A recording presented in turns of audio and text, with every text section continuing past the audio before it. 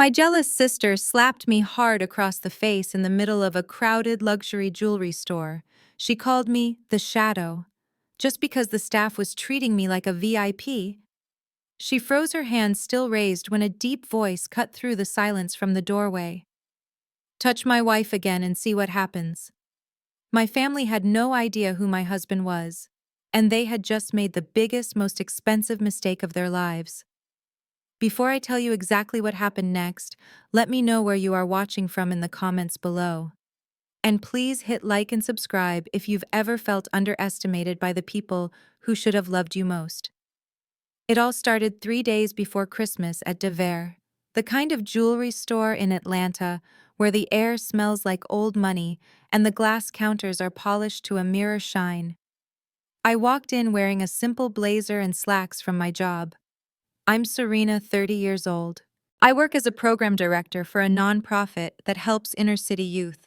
It's work I love, but it's not flashy. I saw them before they saw me.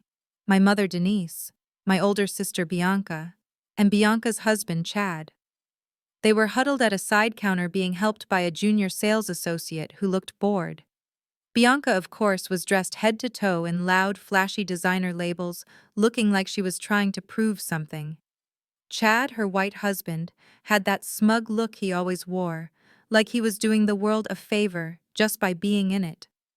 My mother's head snapped around at the manager's voice. Her eyes widened first in confusion, then in that familiar cold disapproval. "Serena," she said, her voice loud enough to carry. "What did he call you, Sterling?" The junior associate abandoned them, instantly rushing to stand at attention behind the manager. The entire store's focus had shifted to me. I felt the familiar heat rise in my neck. This was exactly what I had tried to avoid. Seeing the look on my mother's face, the mix of shock and suspicion, it was nothing new. My name is Serena, but in my family, I've only ever been the Shadow. Bianca's shadow. Growing up, Bianca was the golden child. She was loud, beautiful, and demanding, and my parents poured every resource into her. I was the quiet one, the smart one, the one who got a full academic scholarship to college, and then another for my master's degree in public policy. I remember my graduation day. I was the first person in our family to get a master's. I scanned the crowd looking for my parents. They weren't there. I called them later, my heart sinking. "Oh, honey," my mother said, not even a hint of apology in her voice. "We just couldn't miss it.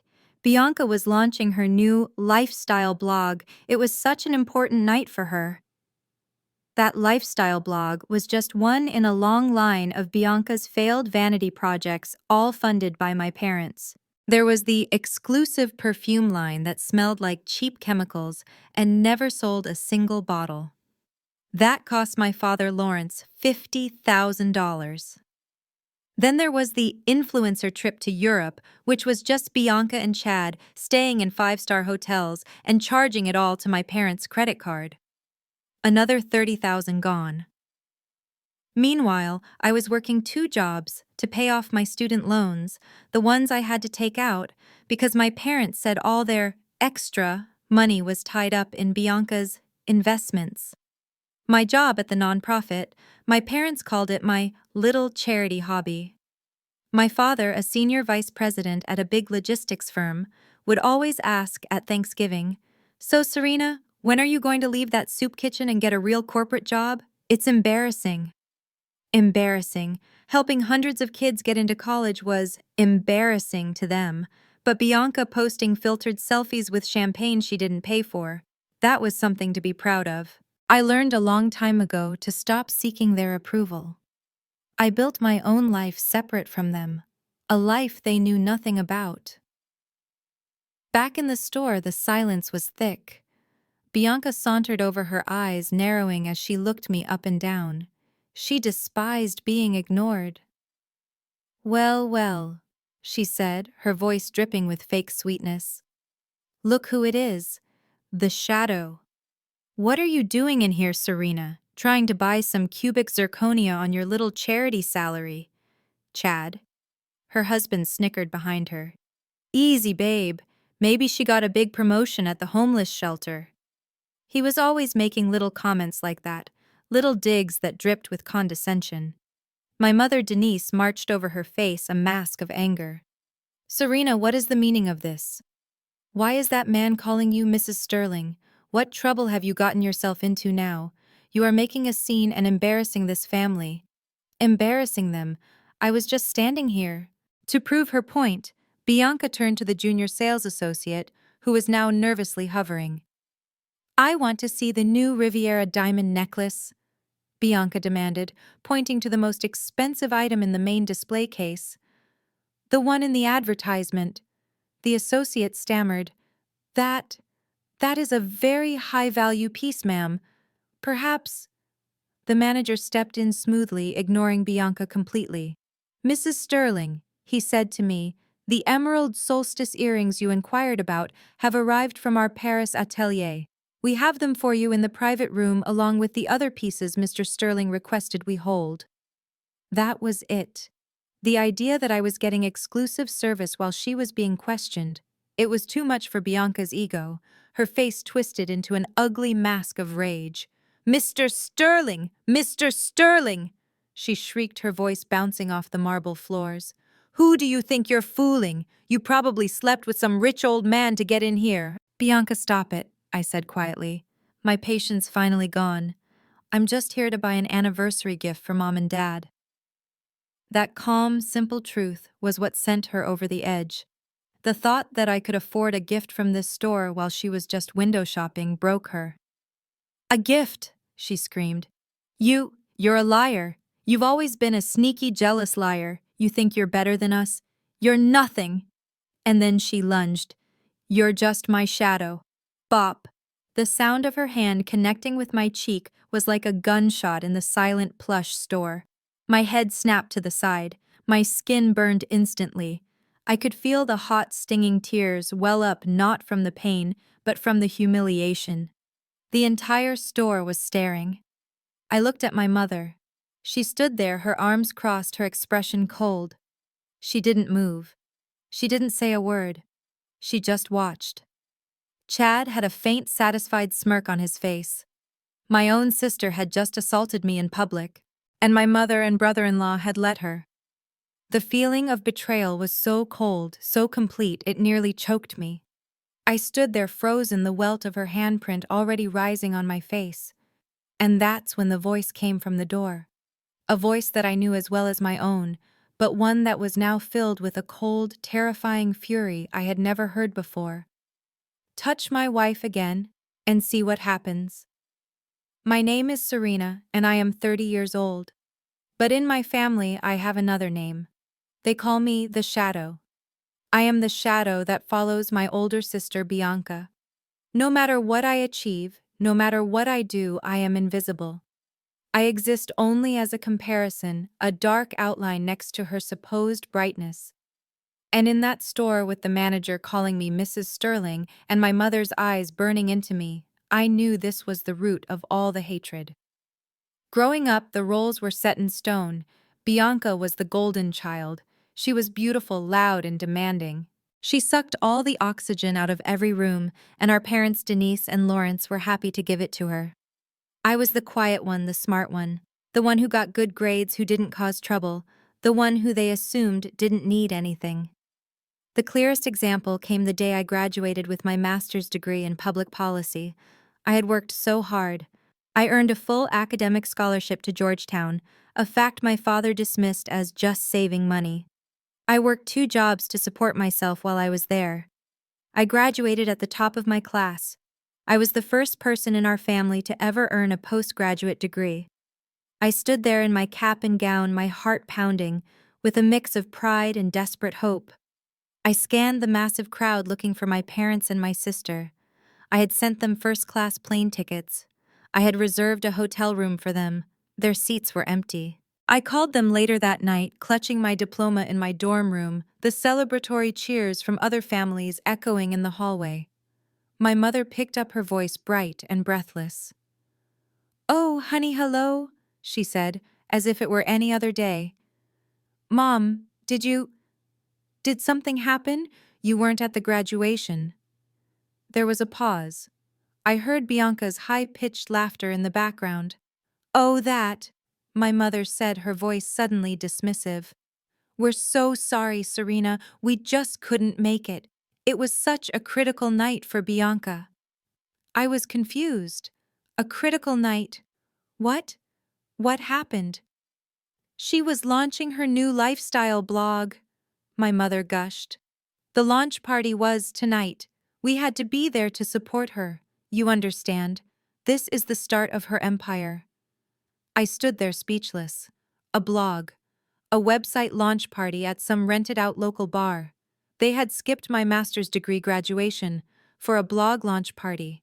A blog that I later learned got less than 50 visitors and was abandoned 3 weeks later. That's when I finally understood. My greatest achievement would always be less important than Bianca's most trivial whim. This pattern defined our lives. My career, the one I built from nothing, was a source of constant shame for them.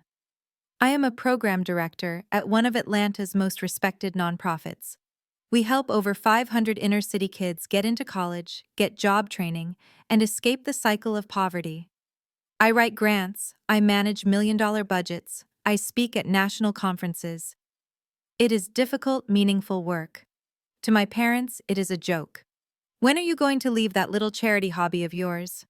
my father Lawrence would ask at every Thanksgiving dinner. He was a senior vice president at a logistics firm, a man who only understood value in dollars and cents. "It's embarrassing, Serena. A daughter of mine working at a soup kitchen. When are you going to get a real corporate job and make some real money?" But Bianca was an entrepreneur. That's what they called her. She had never held a real job in her life. At 32, she was still living in a penthouse apartment my parents paid for. They bought her a G-Wagon, and they funded her businesses. First, there was the exclusive perfume line. It cost my father $50,000 to produce, and it smelled like cheap chemicals. It never sold a single bottle. The boxes of it are still probably stacked in my parents' garage. Then there was the influencer trip to Europe. Bianca and Chad insisted they needed inspiration for her brand. My parents paid over $30,000 for them to fly first-class stay in five-star hotels and take filtered selfies with champagne they didn't pay for. That was an investment in her future. My master's degree was a waste of time. Do you see the picture now? Do you understand I was the shadow? The responsible one. The one who paid her own student loans. The one who built a life and a career that actually helped people. I was the one they ignored. Bianca was the loud, flashy, expensive failure. And she was the one they adored. She was the sun, and I was just the darkness she cast. So when I stood in that jewelry store being treated with more respect by a stranger than my own family had ever shown me, I knew what was coming. Bianca couldn't stand it. She couldn't stand to see the shadow step into the light. Back in the store, the air was thick with resentment. Bianca, seeing the manager's utter devotion to me, was visibly shaking with rage. Her entire identity was built on being the center of attention, the one who was pampered. Seeing me, the shadow, receive this level of service was not just confusing to her, it was an insult. She needed to regain control to put me back in my place. She turned to the junior sales associate who was still hovering nervously and pointed a perfectly manicured finger at the main display case. "I want to see the new Riviera diamond necklace," she demanded, her voice loud and bratty. "The one in the advertisement, the 50-carat one. Bring it to me, now." The associate blanched. That is a very high-value piece, ma'am. It is our flagship item for the season." "Perhaps." "Perhaps what?" Bianca snapped. "Are you saying I can't afford it? Do you know who my father is?" Before the terrified associate could answer, the manager glided back to my side, completely ignoring Bianca's tantrum. He spoke to me in a low, conspiratorial tone, as if we were the only two people in the room. "Mrs. Sterling," he said, "I almost forgot. The emerald solstice earrings you inquired about have just arrived from our Paris atelier. They are magnificent. We have of course held them for you along with the other pieces Mr. Sterling requested we put aside. He gestured not toward the counter but toward the velvet-roped entrance to the private viewing room. Shall we? He was offering me an exclusive collection reserved personally for me, while my sister was on the main floor throwing a fit just to look at a necklace.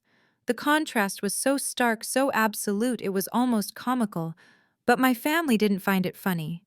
Chad, Bianca's husband, finally spoke up, stepping forward with that smug, condescending sneer I knew so well. "Hey, Serena," he said, his voice laced with suspicion. "Hold on a minute, how exactly do you have an account here?" He gestured around the opulent store. "I mean, this is a long way from the soup kitchen. What's the deal? Did the board of directors at your little nonprofit give you a massive raise? Is that what my donation dollars are paying for?" His words were sharp, intended to humiliate me, to remind me of my place in the family hierarchy at the very bottom. My mother Denise quickly joined in, her face a mask of anger and bizarrely shame. She wasn't ashamed of Bianca's behavior. She was ashamed of me. "Serena, what is the meaning of this?" she hissed, grabbing my arm. "What are you doing? Why is that man calling you Mrs. Sterling? What kind of trouble have you gotten yourself into now? You are making a scene and embarrassing this family in front of these people. Embarrassing them. I was just standing here being treated politely. But in my family's twisted reality, my success, my composure, my being treated as an equal, was the ultimate embarrassment. Because it meant the hierarchy was wrong. It meant the shadow had stepped out of line." I took a deep breath, pulling my arm gently from her grasp. I looked at my mother, at my sister, at my brother-in-law. I was so tired. I had spent 3 decades of my life shrinking myself to make them feel comfortable, and I was done. I looked at them with a calm that I didn't even know I possessed. "Mom, I'm not trying to embarrass anyone," I said, my voice quiet but firm. "I'm just here to buy an anniversary gift for you and Dad." That was the truth.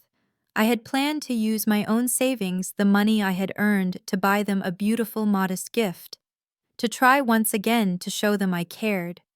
But that calm, simple, truthful statement was the one thing that sent Bianca over the edge.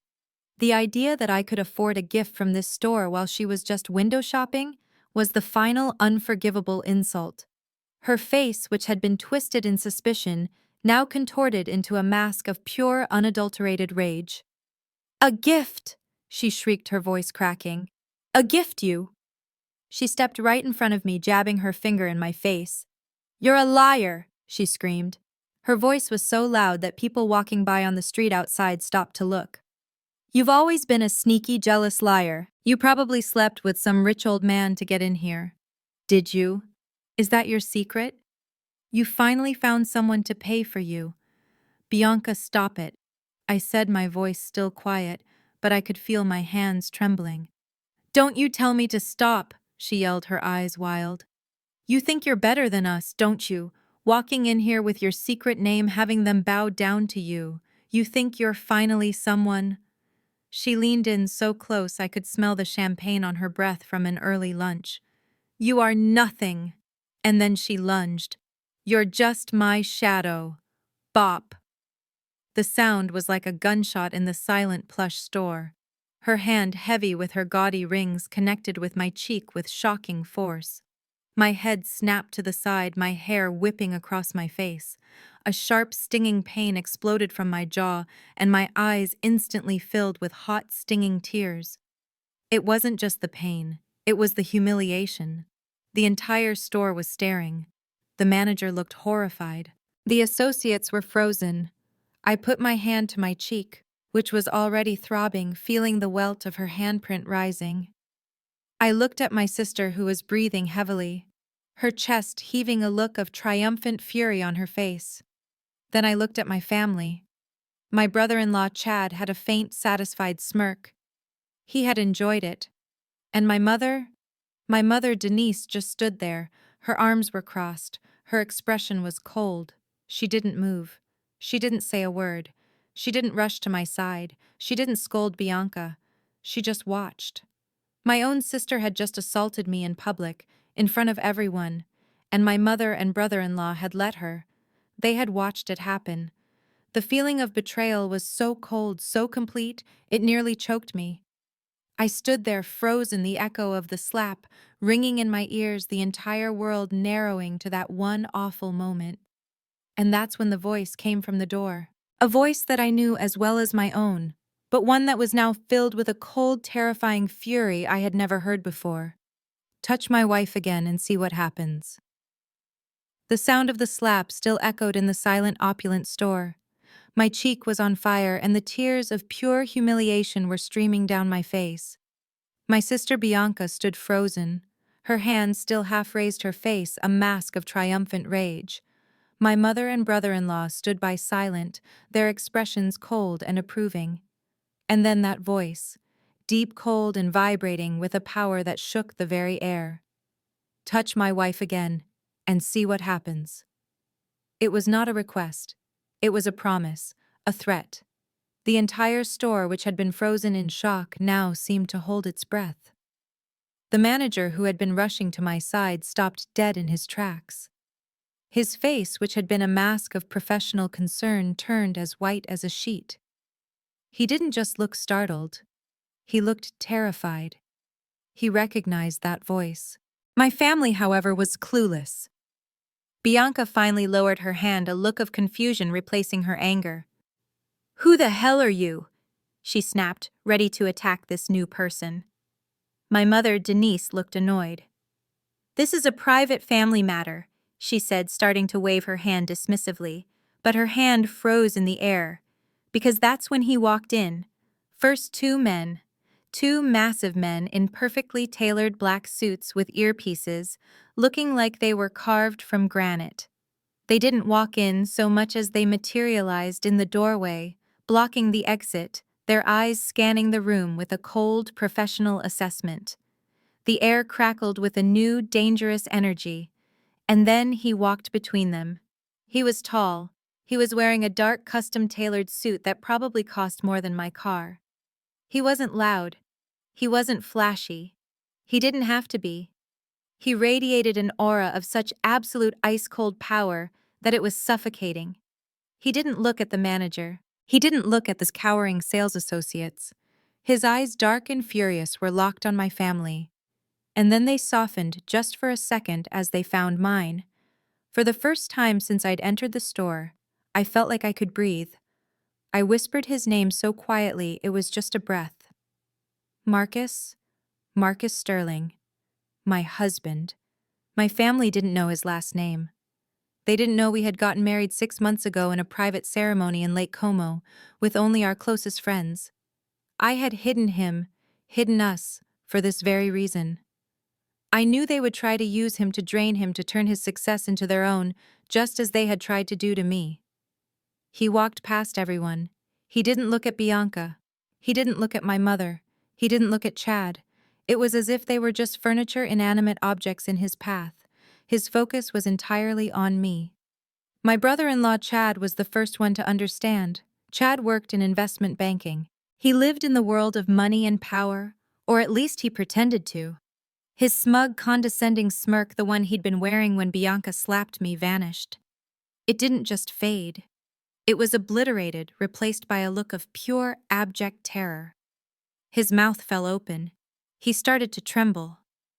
"Oh, my God!" He choked out, his voice a strangled whisper. You're Marcus Sterling." Bianca and my mother still didn't get it.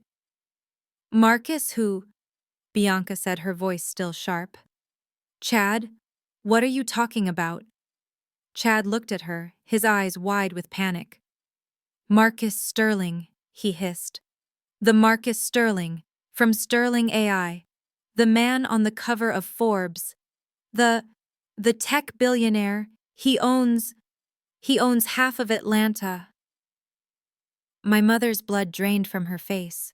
She knew the name. Everyone in Atlanta knew that name. He was a living legend. The most powerful, influential, and intensely private African-American billionaire in the country. A man who built an artificial intelligence empire from nothing. A man who did not like to be seen. And he was standing in the middle of Devere looking like he was about to commit a murder. Marcus reached me. He still hadn't said a word to my family. He ignored their gasps, their sudden horrified understanding. He so gently used his fingers to lift my chin, his touch warm against my burning skin. He turned my head slightly, his eyes examining the bright red, angry mark that was already forming on my cheek. His jaw clenched. His eyes, which were always so warm and loving when he looked at me, were now glacial. They were the eyes of a man who was calculating, a man who was about to destroy something. He didn't say a word to me. He simply slipped off his own suit jacket. It was a flawless, custom-made Brioni piece, and he draped it over my shoulders over my simple blazer. It was a gesture of protection, of possession. It was him covering me, shielding me from them, claiming me in front of them. Only then, with me wrapped in his jacket, did he turn to my family. The temperature in the store dropped 10 degrees. Bianca was frozen solid. Her jaw was slack, her eyes darting between me and Marcus, the dots connecting in her head with a terrifying slowness. Wife. He had said wife. My mother, finally finding her voice, did what she always did. She tried to smooth it over, to manage the situation, to gaslight. Sterling. Mr. Sterling, sir, she stammered, even forcing a horrible, nervous little laugh. I think there has been a terrible misunderstanding here. This is my daughter Serena, and this is my other daughter Bianca. They were just having a little disagreement. A silly sister spat, you know how sisters are. Marcus's voice was dangerously quiet. A disagreement, he repeated. He looked at my mother, and for the first time in my life, I saw my mother flinch. She finally realized she was not in control. A disagreement, Marcus continued, is what you call it when one woman, your daughter, assaults another woman, my wife, in public, and you stand there and do nothing. My mother recoiled as if he had slapped her. Bianca finally stammered, her voice a pathetic squeak. Wife, you said wife, that's not possible. She's nobody. She's my shadow. Marcus ignored her. He looked past her, past my mother, to the manager, who was still pale and trembling by the counter. Marcus's voice was clear, cold, and absolute. It was the voice of a man who had never been disobeyed in his life. Call the police, Marcus commanded. I want to press charges for assault. Marcus ignored them. He didn't even glance in their direction. It was as if my mother, my sister, and my brother-in-law had simply ceased to exist, evaporating into the expensive air of the store. They were nothing, just noise. He walked past them, his expensive leather shoes making no sound on the plush carpet. His focus was singular. His focus was me. I was still standing there trembling, my hand pressed to my burning cheek. The tears were welling up, and I was trying so hard not to let them fall, not in front of them. He reached me in 2 long strides. He didn't say a word. He just looked at me, and in his dark eyes I saw a storm. I saw a controlled fury that was so intense it was terrifying. But beneath it, I saw the love. I saw the protective rage that you only have for someone you would do anything for. Gently, so gently, I almost didn't feel it. His fingers touched my chin. He lifted my head, his touch warm against my skin, which was already swelling from the slap. He turned my face slightly, his eyes examining the bright red angry mark that Bianca's hand had left. He saw the individual fingerprints. He saw the slight break in the skin from one of her gaudy rings. I watched his jaw clench, a single muscle tight, controlled. He was taking it all in. He was recording the evidence. He was absorbing the full extent of their disrespect, of their violence. And in that moment, I knew that whatever happened next, I was safe. I knew that the shadow I had lived in my entire life was about to be obliterated by the sun. Still without a word, he shrugged off his own suit jacket. It was a flawless, custom-made Brioni piece, the kind that costs more than a car. The heavy dark wool was lined with silk. He slid it around my shoulders, draping it over my simple blazer. The jacket was warm from his body, and it smelled like him, a faint, clean scent of sandalwood and success. It felt like a suit of armor. It was a gesture of protection, of possession. It was him covering me, shielding me from them, claiming me in front of them. Only then, with me wrapped in his jacket, did he turn. He turned, and the full force of his icy fury was finally directed at my family. Bianca was the first one he looked at. She was still frozen, her mouth half open, her eyes darting between me, the impossibly expensive jacket now on my shoulders, and the face of the man who owned half of Atlanta. She was sputtering, trying to form a word. "Wife, you said wife, that's not possible. She's nobody. She's my shadow." Marcus's voice was dangerously quiet, but it cut through her pathetic protests like a razor. He said, his voice clear and absolute, "am her husband." He let the words hang in the air. He let the weight of that one simple fact crush them. He let Bianca understand what she had just done. He let her realize that the woman she had just assaulted, the woman she had spent a lifetime treating like dirt, was the wife of the most powerful man she had ever seen. Bianca's face went from rage to confusion to a dawning, sickening, pale green terror. Then Marcus's gaze shifted. He moved his eyes from Bianca and settled them on my mother. My mother, who was still trying to force a sickly, placating smile onto her face. The smile died instantly under his stare. "And you," he said, his voice dropping even lower if that were possible. "You are her mother." My mother flinched. He didn't raise his voice. He didn't have to. The disappointment, the sheer, unadulterated contempt in his voice was worse than any yell. "You are her mother," he repeated, letting the words sink in. "And you stood there. You stood right there, and you watched." He took a slight step toward her, and my mother actually took a step back, her hand flying to her throat. "You watched your daughter assault my wife. You stood by, you did nothing." He wasn't just stating a fact, he was passing a judgment.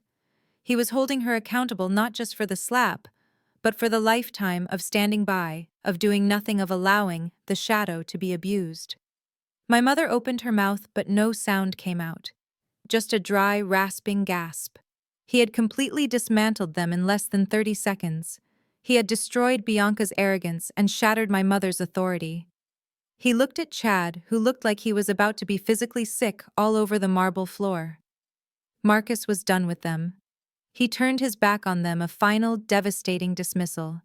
He looked past them, his eyes finding the manager, who was still pale and trembling by the main counter.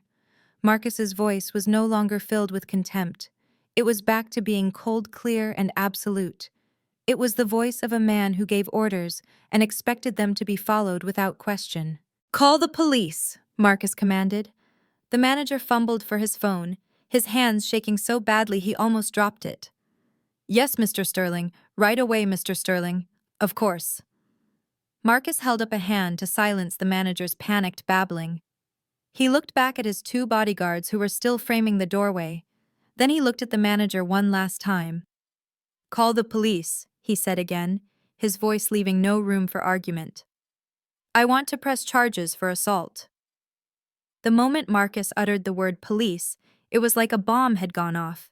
The manager was already on the phone, his voice a high-pitched, panicked squeak. My mother, Denise, looked as if Marcus had just slapped her. Her face, which had been pale with shock, suddenly flooded with a dark, ugly red. The shock was gone, replaced by a familiar, terrifying rage. But it wasn't directed at Bianca. It was, as always, directed at me. "Police!" she shrieked, her voice cracking. "Police? Are you insane?"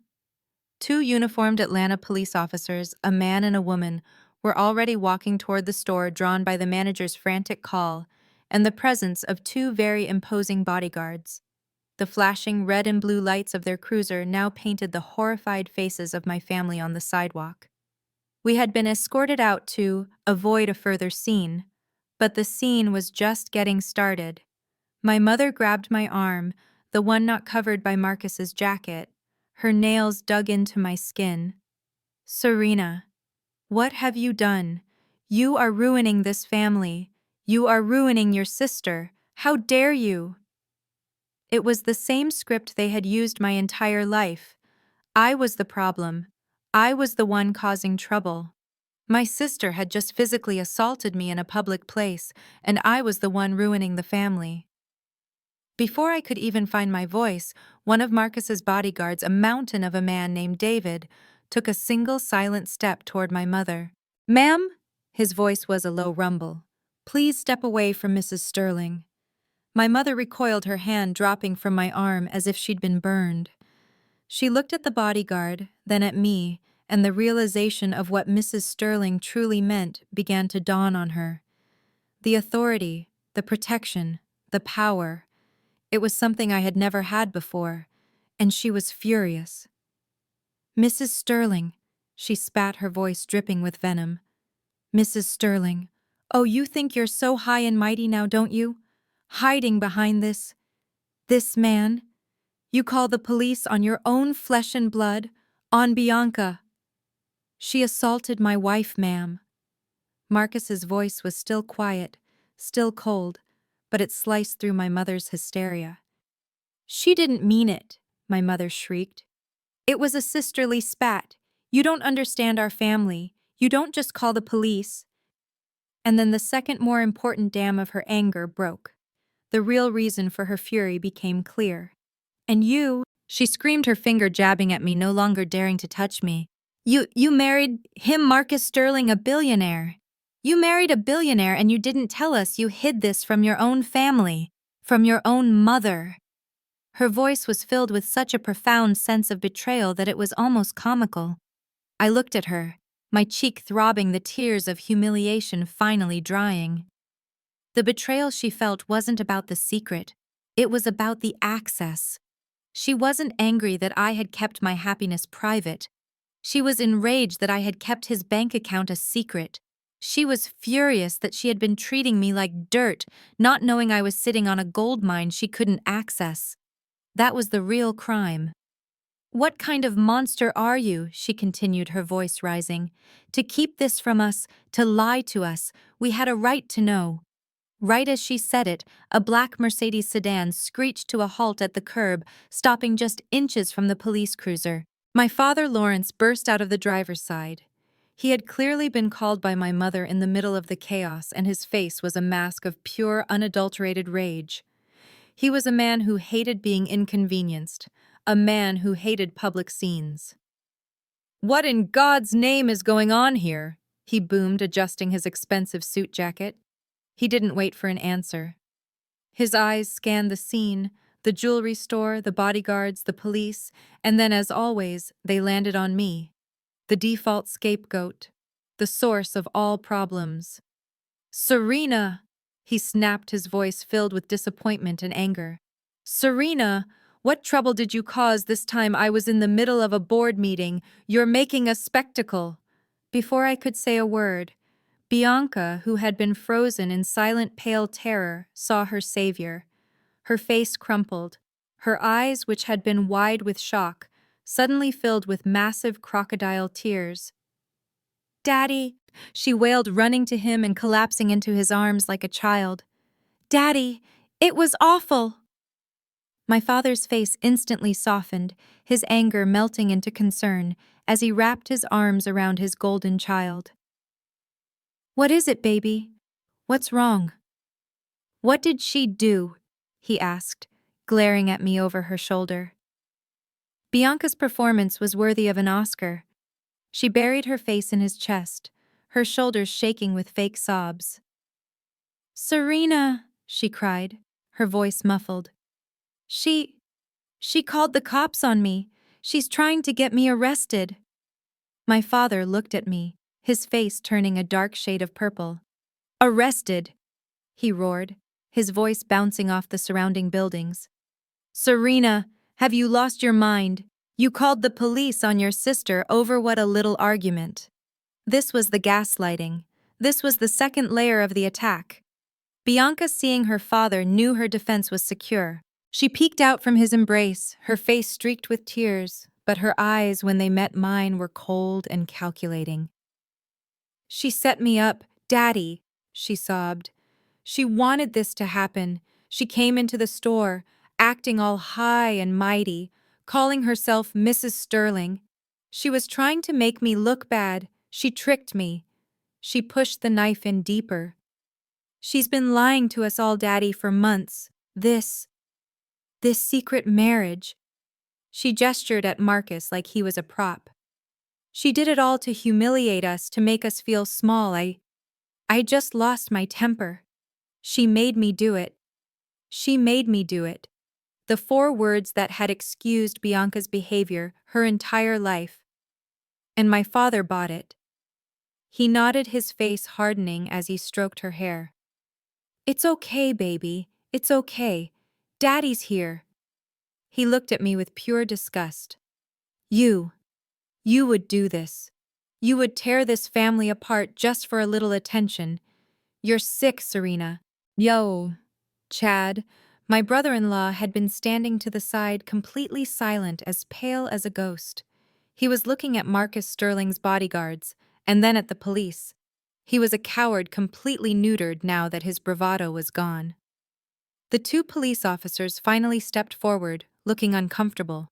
This was clearly not a simple shoplifting call. The female officer spoke first, her voice firm.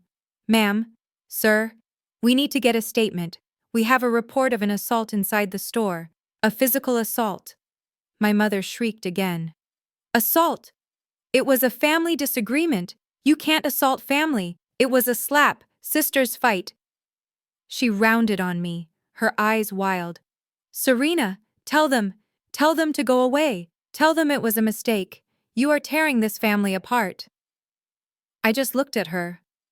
I looked at my father, who was glaring at me with contempt. I looked at Bianca, who was hiding behind him, already victorious. I felt Marcus's hand on my back, a solid, warm presence. "She slapped me, Mom," I said, my voice quiet, but it cut through the noise. "She slapped me, and you stood there and watched." My mother's response was instant, and it was the most honest thing she had said all day. "And you deserved it for keeping secrets like this," she yelled. "A billionaire! My daughter married to a billionaire, and I have to find out on the sidewalk in front of the police." The humiliation. And there it was. She wasn't humiliated by the slap. She wasn't humiliated by her daughter's violence. She was humiliated that she had been cut off from the money. That she had been made to look foolish. That was the real crime. That was the only betrayal that mattered. The sirens were a dull scream in the distance as the black Bentley glided away from the curb. The sound of my mother's voice shrieking my name with a new, terrifying mix of rage and greed finally faded. I was sitting on the softest leather I had ever felt, Marcus's heavy Brioni jacket still draped over my shoulders like a shield. My cheek was a dull, throbbing ache. He hadn't said a word since we got in the car. His driver, a silent professional, navigated the Atlanta traffic as if nothing had happened. Finally, Marcus spoke. His voice, now just for me, was no longer cold. It was deep and sad. "Are you all right, Serena?" I turned to look at him. This man, this brilliant, kind, powerful man who was my husband, the man I had hidden, the man I had in some ways lied to by omission. Not about who I was, but about who I came from. My mother's words echoed in my ears. "A billionaire. You kept this from your own family. The humiliation." I finally let out the breath I felt like I had been holding for my entire life. "This," I said, my voice hoarse, "this right here, what you just saw, this is why." He just nodded, his eyes full of a profound understanding that broke my heart. "You don't have to explain, Serena." "But I want to," I said. "I need you to know. I need to say it out loud. Why I hid you, why I couldn't let you near them. Because you can't understand the desperation of keeping a secret until you understand the danger of telling the truth." My family, they aren't just difficult. They are, they are like a black hole. Anything good, anything bright that gets too close, they pull it in and they crush it until it's gone. I have spent 30 years trying not to be crushed. I remember clear as day about 3 years ago. I had just received my first significant bonus at the nonprofit. It was $10,000. I had written a grant that secured our funding for the next 2 years, and the board was thrilled. $10,000. To me, it was a fortune. It was the end of my student loan debt. It was a down payment on a reliable car. It was for the first time in my life breathing room. I was so proud, I made the mistake of mentioning it to my mother. She called me 2 days later. Her voice was all sugar. "Serena, honey, I was just thinking about you." I knew that tone. That was her, "I'm about to ask for something" voice. "You know, your sister Bianca has just been so stressed lately. Her blog, it's just not getting the traction it deserves. She has so many brilliant ideas, but she's not inspired." I waited. "Oh, that's too bad, Mom." "Yes," she continued. "And Chad agrees. What Bianca really needs is a trip. A trip to Europe. To see the art, the fashion, to get inspired Paris, Milan. It would do wonders for her brand." I knew where this was going.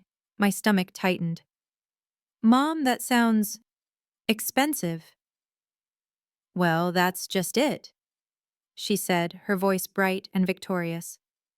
"I had the most wonderful idea. You know that little bonus you got? That $10,000? That's exactly what she needs to fund her trip. It's perfect. It's like it was meant to be. You can be an investor in your sister's future.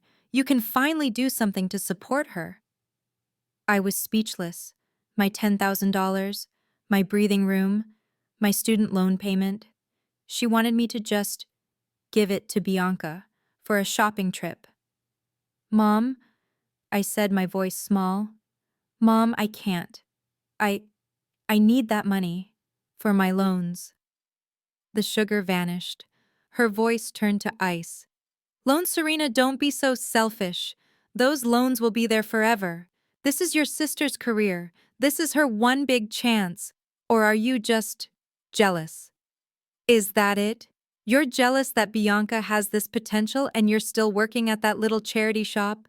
Selfish, ungrateful, jealous." Those were the words she used. I said no.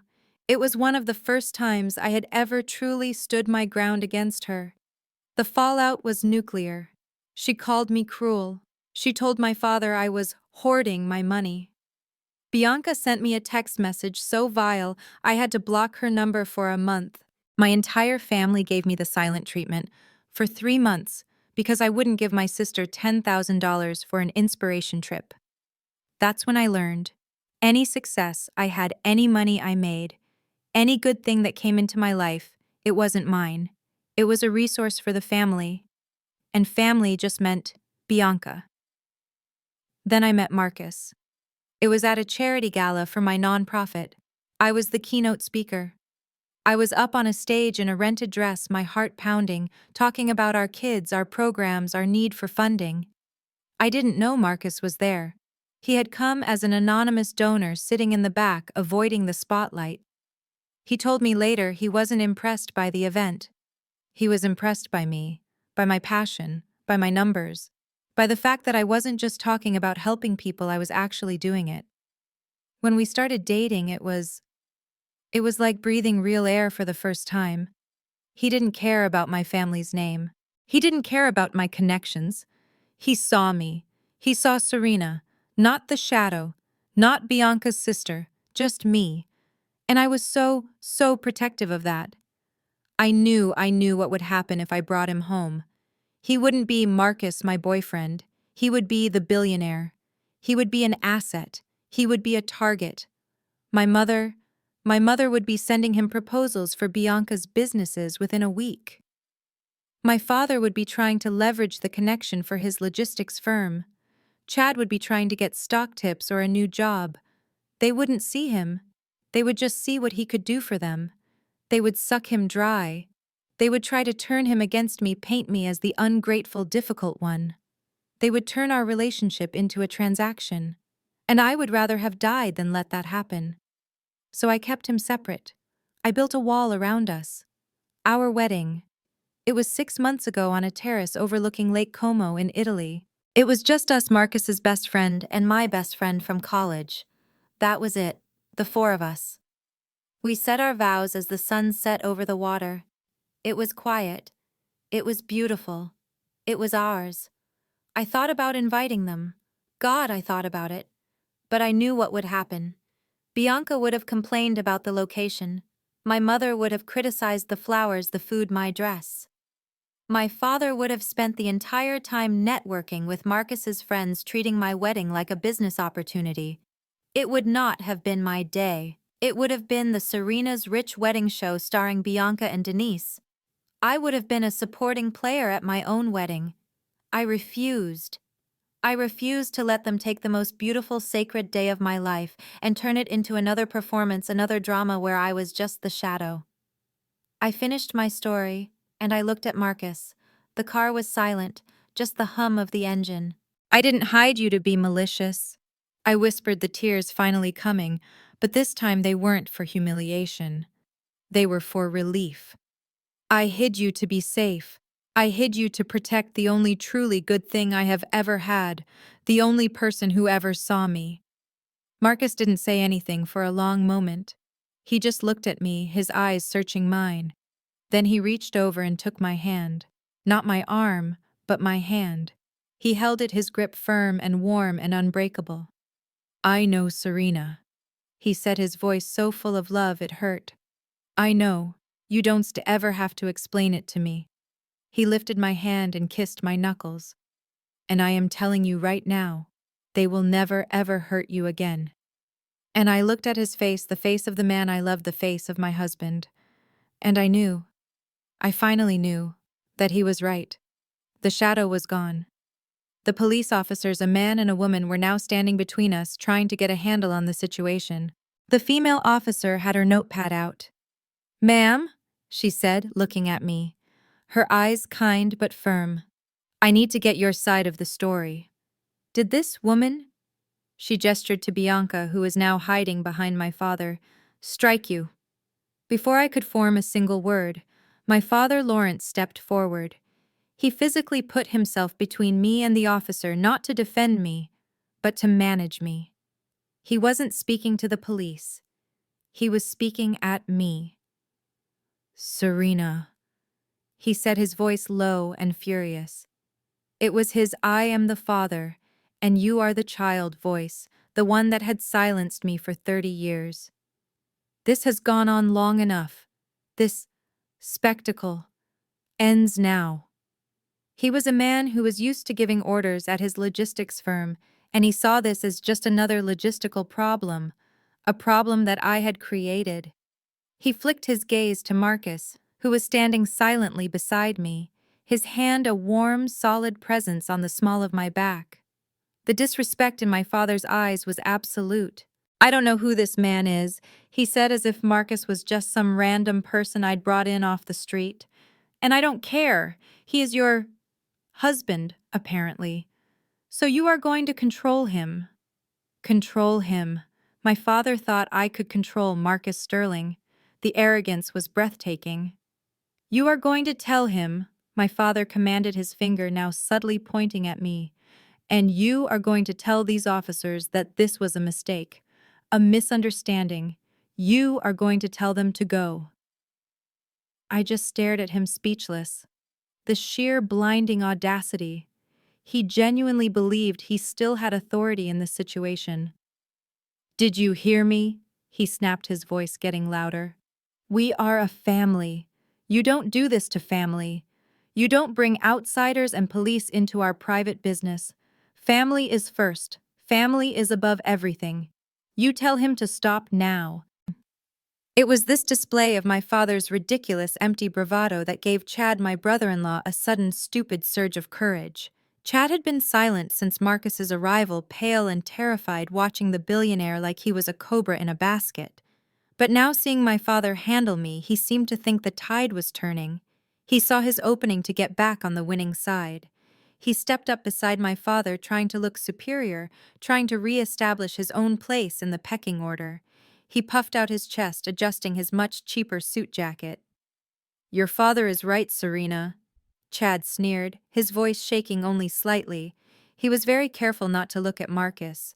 He directed all his venom at me. "You've made your point. You wanted to show off. You wanted to embarrass us. We get it. Congratulations." He laughed, a short, ugly, nervous sound. "You really think you're better than us, don't you? You think you've won?" He looked me up and down, his eyes filled with a new, specific kind of envious hatred. "All this for what you finally found, what you were always looking for, didn't you?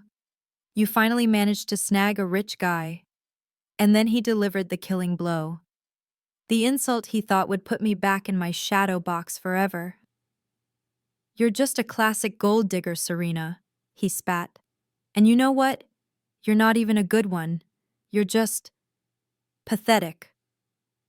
Gold digger. The words hung in the air, sharp and ugly. Every single person, including the two police officers, heard it. My father actually nodded, as if this was a valid and intelligent point. Bianca, seeing her husband finally join the fight, let a small triumphant smirk play on her lips through her drying tears. They thought they had me. They had defined me. Marcus, who had been standing next to me silent, his hand on my back, didn't move. He didn't yell. He didn't even look at Chad. He simply tilted his head as if he was processing a new, interesting piece of data. "Gold digger," he repeated. His voice was dangerously soft, almost academic. "You're calling my wife a gold digger." Chad's smirk wavered. He hadn't expected the most powerful man in the city to acknowledge his existence. Marcus looked past Chad, past my father, to his head of security, David, who was standing by the open door of the Bentley. He made a small, subtle gesture, just a tap of his fingers against his palm. David, who had been watching everything with the intensity of a hawk, nodded once. He reached into his jacket pocket, but he didn't pull out a weapon. He pulled out a small, professional digital audio recorder. He held it up, pressed a button, and the small red record light began to blink. Then Marcus's eyes returned to my family. His voice was calm, clear, and loud enough for the police officers to hear every single word. "My head of security is now recording this entire conversation," Marcus stated as calmly as if he were ordering coffee. "For our legal protection. Now," he looked directly at Chad, "please continue. Tell me more about my wife, the gold digger, and you." He glanced at my father. "Tell me more about how family is first. Tell me again how this physical assault was just a misunderstanding." He smiled. It was the most terrifying smile I had ever seen. It was cold, thin, and held absolutely no humor. "I want to make sure my lawyers get the full, unedited context of this situation. Please go on. Don't be shy." The effect was instantaneous. My father's mouth, which had been open to add his own agreement, snapped shut with an audible click. And Chad. Chad looked like he was going to be physically sick all over the sidewalk. He went from pale to a sickly greenish-white. The cowardice was immediate. He had been brave enough to insult a woman he thought was defenseless. But the idea of insulting the wife of a billionaire on a legal recording in front of the police, that was something his weasel-like brain could finally process as a very, very bad idea. He had finally understood. He was not in a family argument. He was in a legal situation, and he was the idiot who had just provided the evidence. The arrogance, the stupidity. It was all right there, and it was now being documented. The silence on the sidewalk was now thick and heavy, broken only by the distant sound of traffic and the quiet crackle of the police officer's radio. Chad was frozen, his face a sickly shade of white, his eyes glued to the small, blinking red light on the digital recorder. My father, Lawrence, looked like he was about to have an aneurysm. His entire body was rigid, his authority completely and publicly stripped away. The power dynamic had been shattered, and he was on the losing side. The female police officer, a professional woman who was clearly tired of this rich family drama, looked at me. Her patience was gone. "Ma'am," she said, her voice firm, cutting through the tension, I'm going to ask you one more time. Do you want to file a report? Did this woman—" She pointed directly at Bianca. "Assault you." This was it, the moment. My entire family stared at me. My mother Denise had her hands clasped together, her eyes narrowed, daring me to defy her. My father was glaring his jaw, said a silent, furious command. "Fix this. Make it go away." Bianca, still hiding behind him, had a look of smug certainty. She knew I would back down. I always backed down. The shadow didn't make waves. The shadow always did what she was told, just to keep the peace. I looked at them.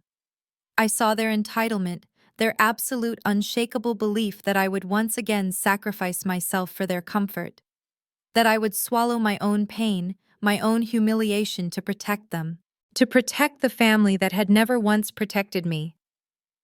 Then I looked at Marcus. He was standing right beside me, a solid, warm wall of support. He wasn't looking at my family. He was looking at me. And in his eyes there was no command. There was no expectation.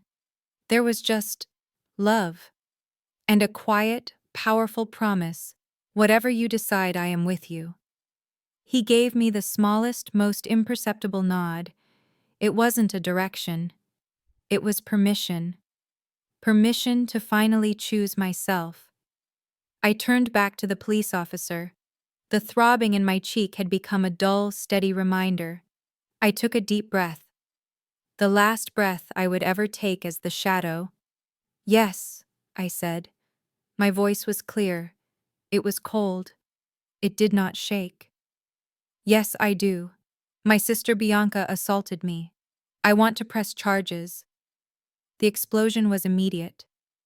"Serena!" My mother shrieked, a sound like a dying animal. "No, you will not." My father roared. "I told you to stop this. You are not doing this. I forbid it." He was so consumed by his own rage, so blinded by his collapsed authority, that he did the stupidest thing he could have possibly done. He lunged past me and he went for Marcus. "You!" my father bellowed, getting right up in Marcus's face. Marcus, who was a good 2 inches taller and built like a man who owned the world, while my father was just a man who worked in it. My father didn't care. He was desperate. "You're the one behind this," my father snarled, jabbing his finger toward Marcus. "You put this idea in her head. You're trying to destroy my family." Marcus didn't even flinch. He just looked at my father, his expression completely impassive, like a scientist observing a very loud, very stupid insect. And my father, now inches from Marcus's face, finally looked. He wasn't just seeing Serena's rich husband anymore. He was seeing the man himself. His eyes, burning with rage, suddenly flickered. They traced the sharp line of Marcus's jaw, the cold intelligence in his eyes. The name on the tip of my father's tongue. Sterling suddenly disconnected from me and connected to his own world. The change was terrifying. The deep purple rage drained from his face. It didn't just fade. It was vacuumed out, replaced by a color I had never seen on him before. A mottled, sickly greenish gray. His mouth, which had been open to shout again, froze. He stumbled back a step, his hand, the one that had been jabbing at Marcus, now clutching at his own chest, at his expensive tie. "No," my father whispered. It was so quiet I barely heard it. "No, it can't be." He looked at Marcus's face, truly seeing him. He looked at the Bentley, not just as a luxury car, but as that specific Bentley. He looked at the 2 bodyguards who were now watching him with a new dangerous focus. My mother was confused. The police were confused. "Lawrence," my mother said, her voice sharp and impatient. "Lawrence, what is wrong with you? Stop this nonsense. Tell them fix this." My father turned to look at her, his eyes wide with a dawning, abject terror that was 1,000 times deeper than Chad's pathetic panic. "Denise." He choked out his voice, a strangled rasp. "Denise, do you know who that is?" Bianca, still clueless, scoffed. "Yeah, Dad, we get it. He's Marcus Sterling, the stupid billionaire. So what? He can't push us around. Tell him. My father shook his head, a violent trembling motion, as if trying to dislodge the most horrible thought of his life. You don't understand, you idiot, he hissed, his voice cracking all the air gone from his lungs. Sterling! He looked back at Marcus, who was just watching his face, a cold, impassive mask of judgment. Sterling AI, my father whispered. The police officers' heads perked up at the name of the city's largest, most powerful employer. And then my father said the words that sealed his own fate, the words that were the key to the real devastating payoff. His eyes were locked on Marcus, his voice a pathetic, pleading, terrified whisper. My company, Apex Logistics, he stammered, his body shaking. The contract, the $500 million contract, the one I've been working on for a year. He looked at me, then at Bianca, then back to Marcus. The full horrifying truth was crashing down on him, and it was crushing him.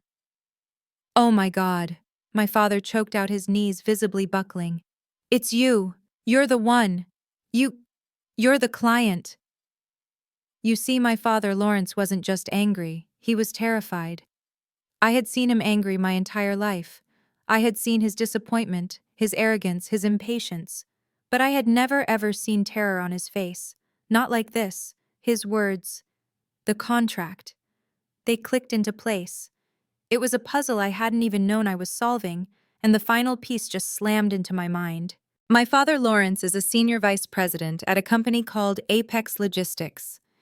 It's a big old-school shipping and supply chain firm. For my entire life, that job defined him. He was his title. He was an SVP. He wore his expensive suits like armor and looked down on everyone else from his corporate tower. He measured his self-worth and the worth of everyone around him by their job title and their salary. This was why my little charity hobby, as he called it, was such a profound disappointment to him. His daughter, had a master's degree, and I was in his eyes wasting it by working at a soup kitchen. He couldn't brag about me at his country club. I didn't bring him value. But Bianca, who had never held a real job, was at least materialistic. He understood that. He could complain about how much money she spent, but in a way her expensive, flashy lifestyle was a reflection of his success. Her penthouse, her G-Wagon, they were all paid for by the success of Apex Logistics. For the last 6 months, my father had been different. He was more stressed than I had ever seen him, his temper shorter, his face grayer. But at the same time, he was more arrogant, more boastful.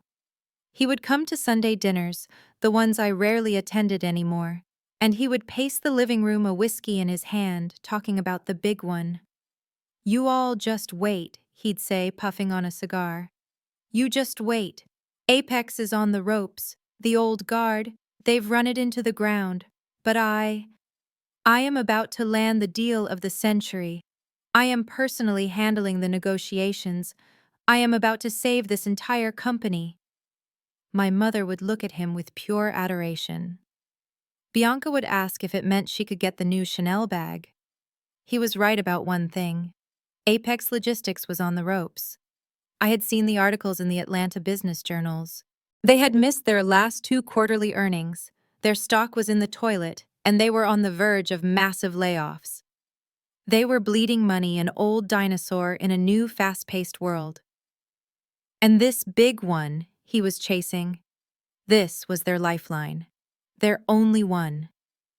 It was a massive, exclusive global contract to handle the entire supply chain for a new, mysterious, and absurdly powerful client.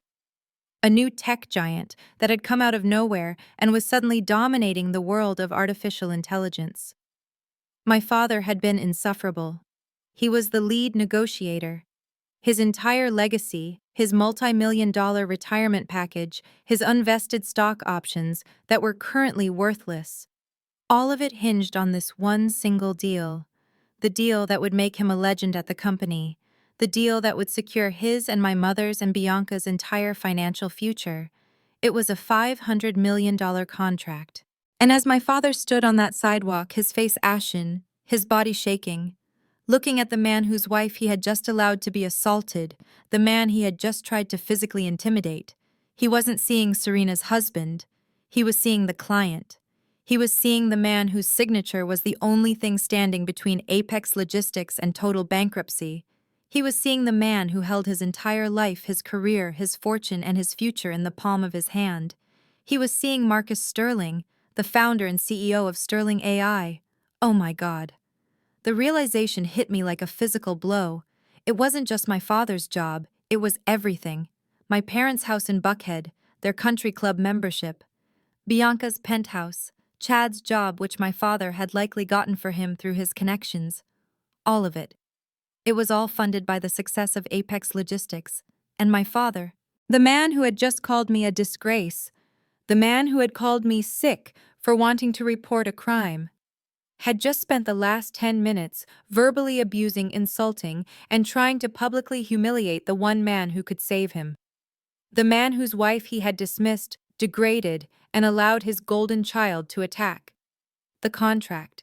The $500 million lifeline. It wasn't on a boardroom table.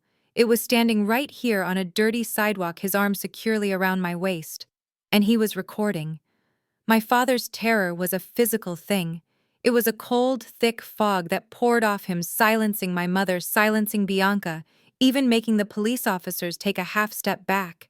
He was staring at Marcus, his mouth open, his chest heaving as if he couldn't get enough air. "No," he whispered again, his voice a pathetic gurgling sound. "No, no, please. It was a mistake. I didn't know. I didn't know I didn't know it was you." Marcus just looked at him, his face completely devoid of emotion. He was a judge and the verdict was already in. He just nodded once, a cold, sharp confirmation. "Yes, Mr. Lawrence," Marcus said, his voice calm and clear, cutting through the sidewalk noise. "Apex Logistics, the $500 million supply chain proposal. It was a very strong proposal. Your team did good work."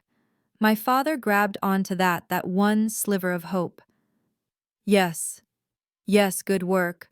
The best. Please, Mr. Sterling, we can. Marcus held up a hand. The gesture was small, but it had the force of a physical blow. My father stopped talking instantly. "It was on my desk," Marcus continued as if my father hadn't spoken. "I was scheduled to sign it tomorrow morning, 9 a.m. My team was recommending we approve it." My mother, hearing the number 500 million, finally understood. Her hand flew to her mouth, her eyes wide with a new kind of horror. Not moral horror, financial horror. Bianca just looked back and forth, her face blank, the numbers too big for her to even comprehend. "But," Marcus said, and that one word hung in the air, a guillotine waiting to fall. "There's something you seem to have forgotten, Mr. Lawrence. A detail my legal team insists upon for all our major partnerships. I'm sure you remember it. The ethics clause." My father flinched. He looked like he'd been shot. He knew exactly what Marcus meant. "Paragraph 12, Section B. I believe," Marcus recited from memory, his voice as cold as a legal document. "Sterling AI reserves the right to terminate any and all negotiations or existing contracts effective immediately should an executive officer or key representative of the partner company." He paused, then looked directly at my father. "Engage in conduct that is illegal, unethical, or brings disrepute upon themselves or Sterling AI." Marcus let the words settle, letting the full weight of their meaning crash down on my father. "I've been here for approximately 10 minutes, Mr. Lawrence," Marcus said. "In that time, I have watched you, as senior vice president of this company, publicly condone the physical assault of a woman. You stood by while your other daughter attacked my wife." He glanced at my throbbing cheek, then back to my father. "I would say that qualifies as unethical, wouldn't you?" My father was trying to speak, but no sound was coming out. He was just making a low, keening noise in the back of his throat. "And then," Marcus continued, his voice relentless, "there's the matter of your son-in-law." He flicked his eyes to Chad, who looked like he was about to faint. A mid-level investment banker who for some reason felt it was appropriate to publicly call my wife a gold digger. Marcus gestured to his bodyguard David, who was still holding the audio recorder, its red light blinking steadily, all of which is now on a legal time-stamped recording. A recording which clearly documents the senior vice president of Apex Logistics agreeing with that assessment. A recording of you, Mr. Lawrence, telling my wife that she deserved to be physically assaulted for, and I quote, keeping secrets. No! My father finally bellowed a desperate, pathetic sound. No, I didn't. It was a misunderstanding. A family spat. It was taken out of context. Please, you can't do this. Do this? Marcus asked, tilting his head. I'm not doing anything, Mr. Lawrence. You are the one who did this. You and your family. He looked at my father with something that wasn't even anger. It was disappointment. My wife, Serena, the woman your son-in-law called a gold digger, is the most generous, brilliant, and selfless person I have ever known. The work she does for this city for children who have nothing is more important than any logistics contract you will ever write. She has been hiding her light, hiding her success, hiding our happiness for one reason, to protect us from you, from your greed and your jealousy and your disrespect, and today you proved her right. He looked at me, and his eyes softened for just a second. I'm sorry, Serena. I'm sorry I let this go on so long. Then he turned back to my father. He took a step back, creating distance, the final separation. He pulled out his phone. He didn't dial. He just spoke to the air. Julia, are you on the line? A calm, crisp female voice emanated from the phone's speaker, clear enough for all of us and the police to hear. Yes, Mr. Sterling, good afternoon. Julia, Marcus said, his voice now all business. Cancel my 9 a.m. signing appointment tomorrow with Apex Logistics. The deal is off, effective immediately. No, my father screamed. It was a sound I will never forget. It was the sound of a man's entire world ending. No, please, please, Mr. Sterling, I'm begging you. Don't, it was me. It was my fault. Don't punish the company. Please, I'll do anything. Marcus continued as if my father was just wind, ignoring his desperate sobbing pleas. Julia, send an immediate urgent notification to the entire board of directors at Apex Logistics. The full board. Inform them that their $500 million proposal has been permanently rejected. What is the reason, sir? The calm AI voice asked.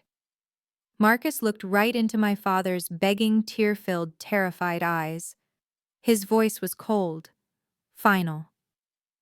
Reason A: gross and public violation of the ethics clause by their senior vice president, Mr. Lawrence. Inform them that I am also sending a copy of the high-definition security footage from the De Vere jewelry store, as well as the complete audio recording of Mr. Lawrence's unprofessional conduct, directly to their chairman of the board. I want them to know exactly why they just lost this contract. Yes, Mr. Sterling, Julia replied. Sending now. Marcus put his phone back in his pocket. My father, he didn't just look sad, he looked empty. The life, the arrogance, the decades of bluster and authority, it all just drained out of him in one single horrifying moment. He made a choking, gasping sound. No, my job, my pension, my stock, my everything. He looked at my mother. He looked at Bianca. His golden child, the one he had protected, the one whose tantrum had just cost him everything. And then my father Lawrence, the big, strong, arrogant senior vice president who had called me a disgrace. His knees buckled. His legs just gave out from under him.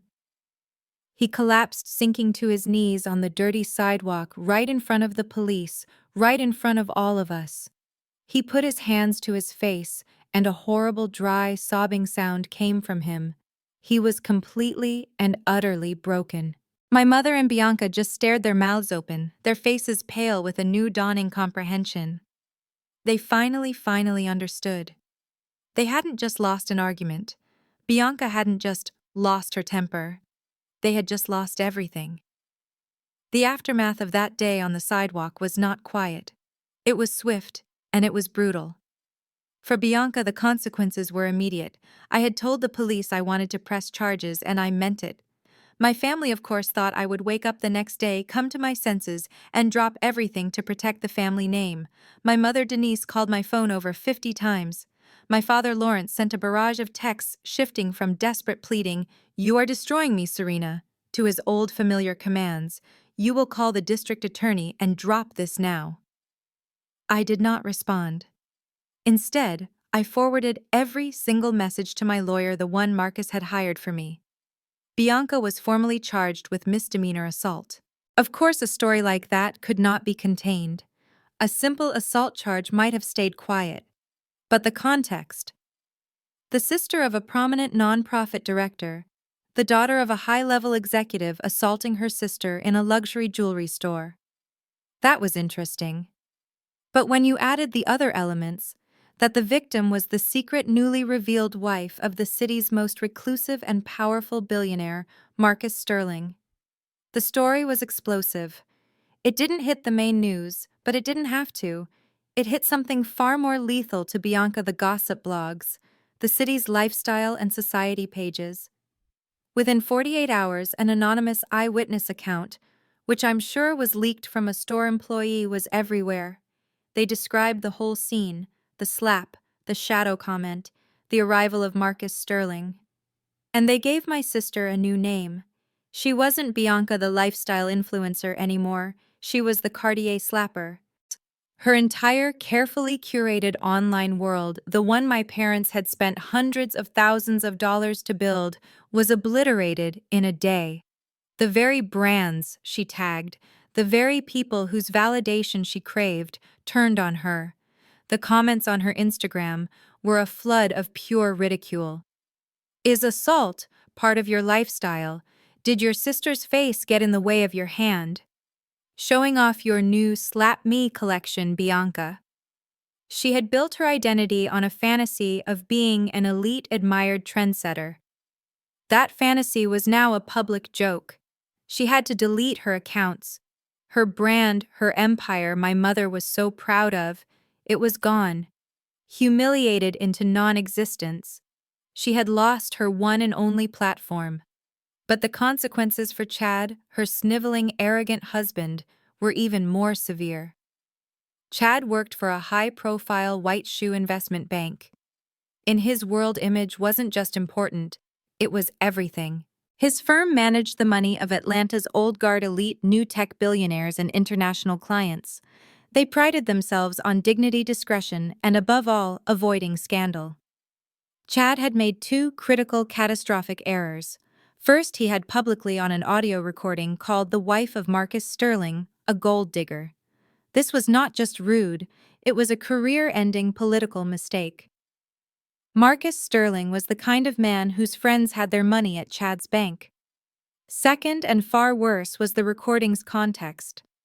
Chad, a white man in a position of financial trust, was heard sneering at, condoning the assault of, and insulting a black woman. A black woman who just so happened to be the wife of the most powerful black man in the state.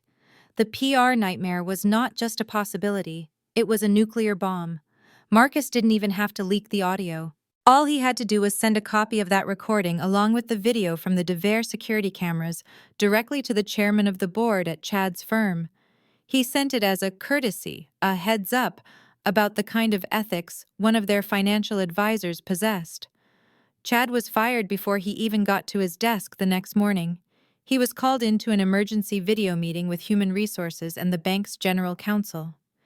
He was fired for cause, a gross violation of the company's code of conduct and ethics policies. They made him sign a non-disclosure agreement just to get his severance. His company leased condo, his car, his expense account that funded his lifestyle. All of it was revoked effective immediately.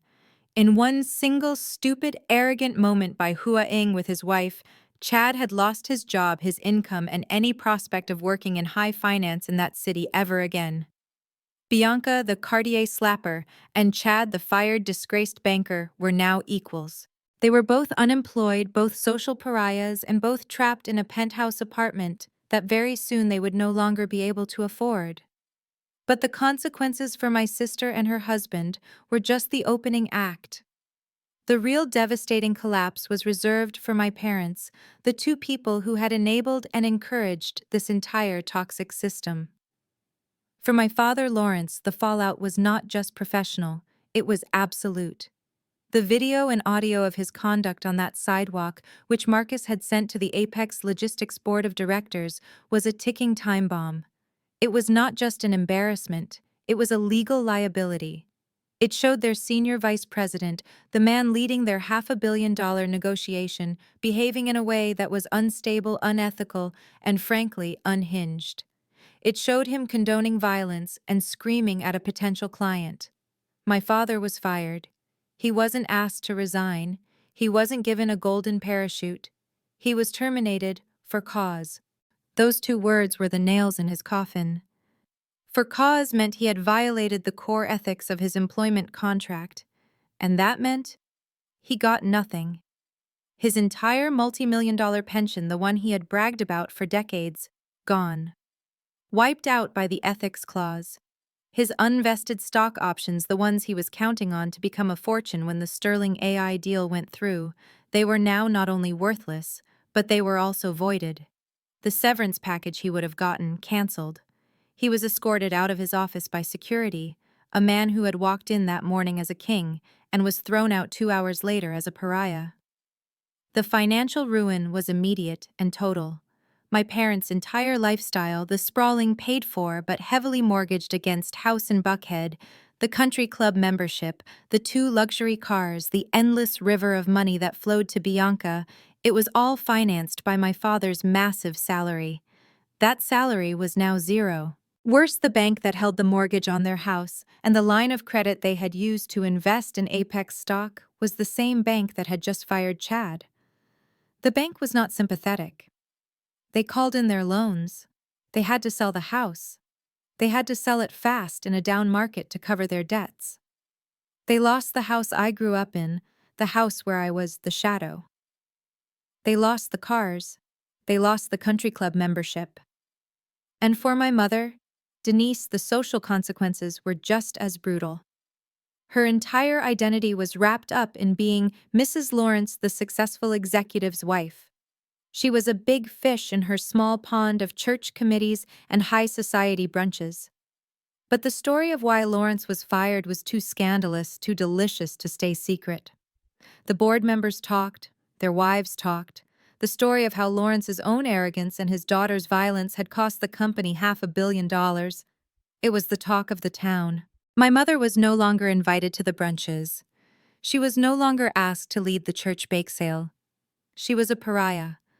The women she had judged and gossiped with for 20 years now whispered about her as she walked by. The humiliation of her husband's failure and her daughter's public disgrace was complete. They were forced to leave their mansion in Buckhead and move into a small, cheap 2-bedroom rental apartment in a part of town she used to call undesirable. They had lost everything. A few months passed. I had moved on. My assault case against Bianca was proceeding despite her expensive and unpaid lawyer's attempts to have it dismissed. I was focusing on my work on my new foundation and on my life with Marcus. I was finally for the first time happy. And that's when they found me. I was leaving my nonprofit office late one evening. It was the one place that was truly mine, my sanctuary. I walked out the front door, and they were just there, standing under a flickering streetlight. It was my father, my mother, and Bianca. The change in them was shocking. They looked haggard.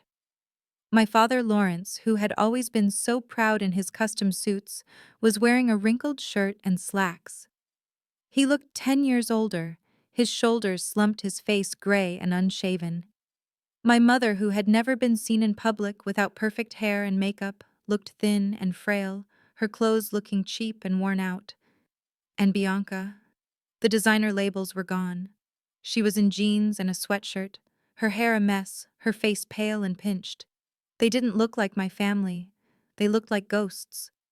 My mother saw me first, and her face hardened into that old, familiar mask of resentment. But before she could speak, Bianca rushed forward. She actually rushed forward and grabbed my arm. "Serena," she said, her voice a desperate cracking whisper. "Serena, please wait." I flinched, pulling my arm out of her grasp.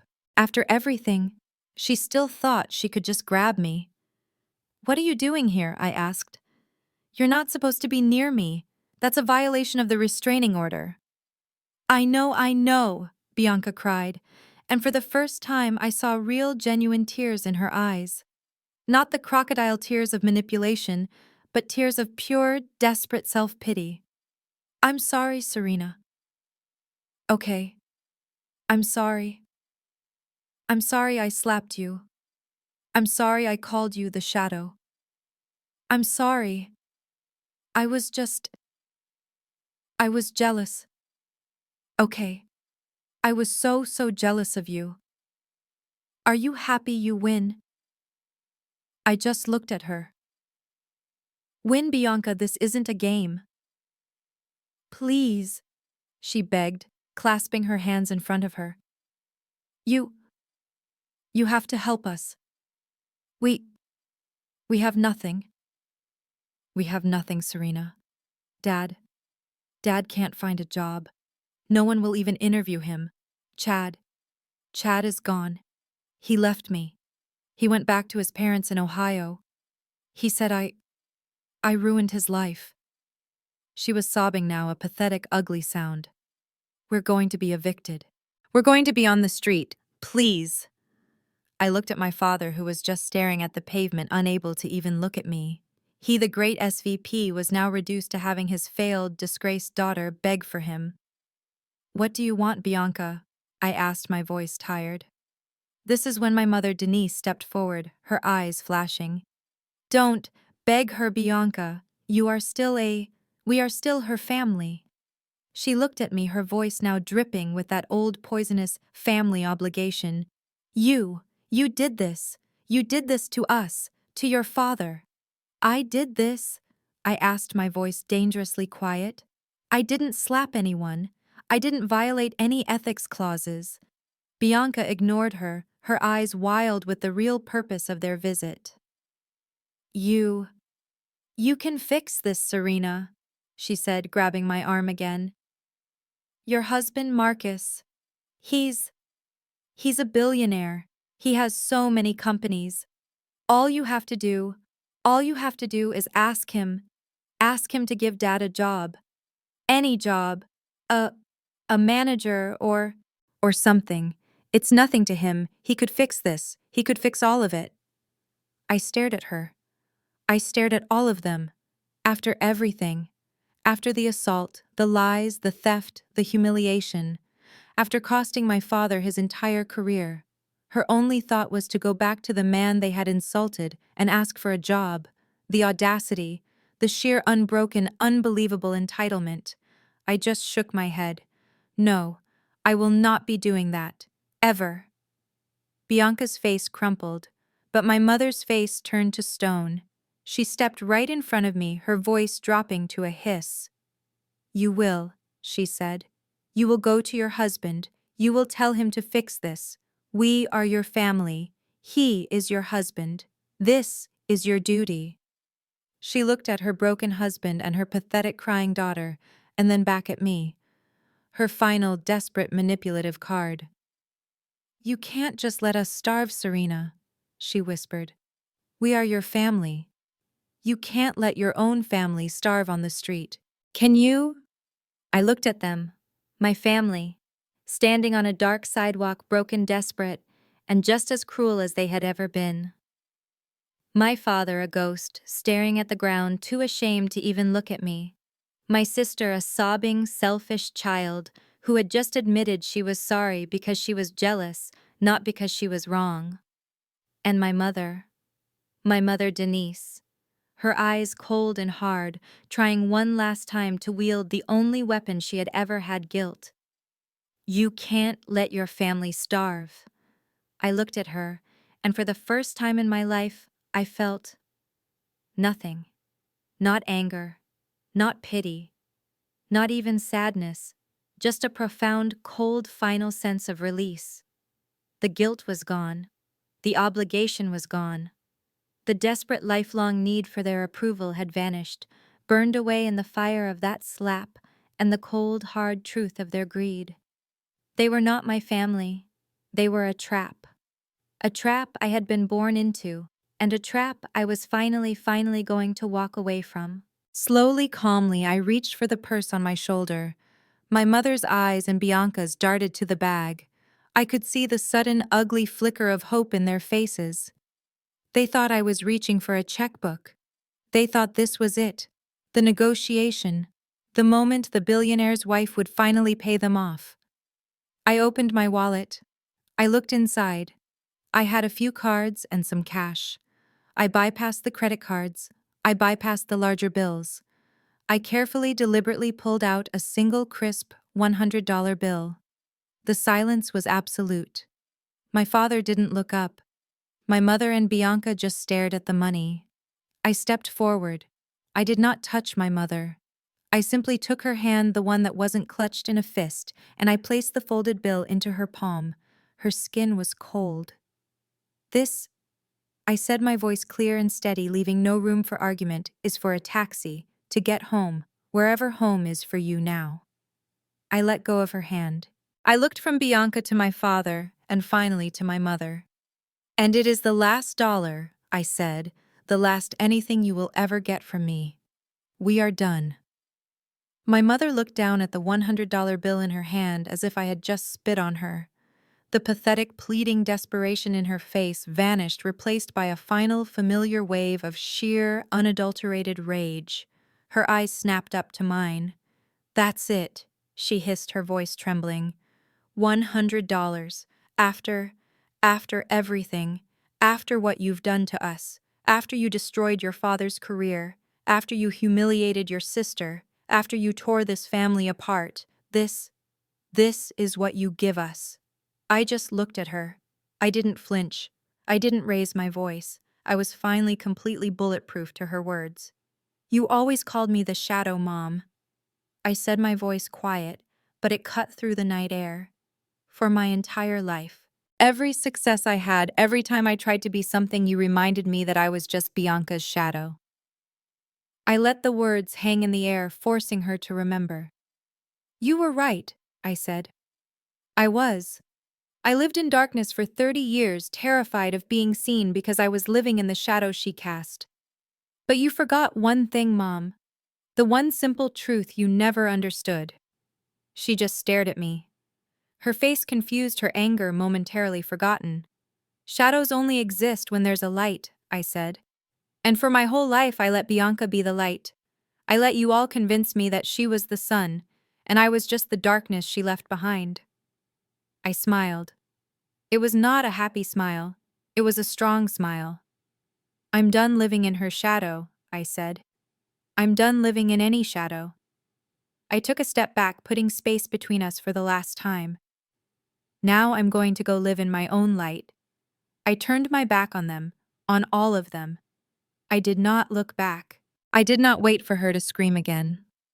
I just walked away into the darkness, toward my new life. 6 months later. The ballroom was vast, glittering with crystal chandeliers and the sound of 1,000 people applauding. The energy was electric. In the wings, Marcus stood not as a bodyguard, not as a billionaire, but as my husband. He was watching me, and the look of pure, unadulterated pride on his face was the only validation I would ever need. He smiled, and I smiled back. The lights in the ballroom dimmed, and a single bright, warm spotlight hit the center of the stage. The applause quieted. The host of the evening, a woman I had long admired, stepped up to the podium. And now, her voice boomed, full of warmth and respect. "It is my great honor and my personal privilege to introduce a woman who is changing the face of community leadership in this city. The founder, the visionary, and the chief executive officer of the Sterling Foundation for Future Leaders. Please give a warm welcome to Mrs. Serena Sterling." The applause was deafening. I took a deep breath. I walked out of the darkness of the wings and stepped directly into the light. It was warm, it was bright, and it was all mine. I was no longer a shadow, I was finally me, and I was just getting started.